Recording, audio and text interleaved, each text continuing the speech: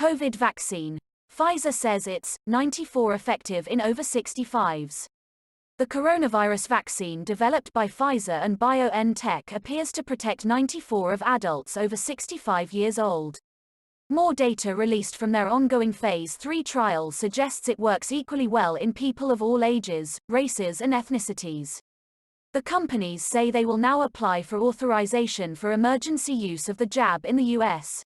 The findings are based on 2 doses given to more than 41,000 people around the world.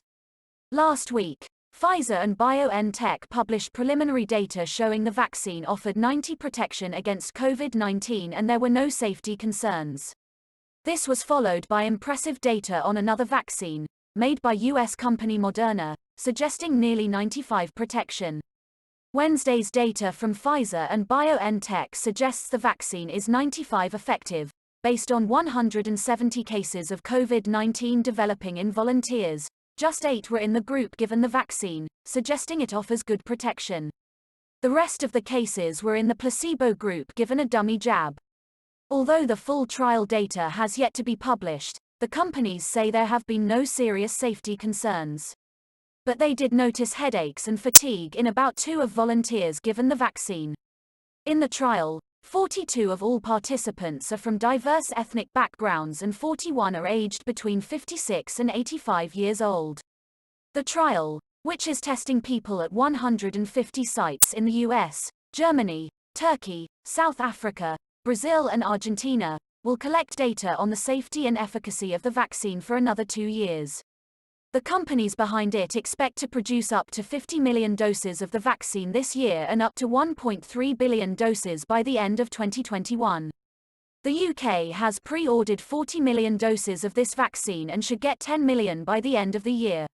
It has also ordered 100 million doses of the Oxford AstraZeneca vaccine, which is planning to release data from its Phase 3 trial soon. Vaccine development. There are hundreds of vaccines in development around the world, and about a dozen in the final stages of testing, known as Phase 3.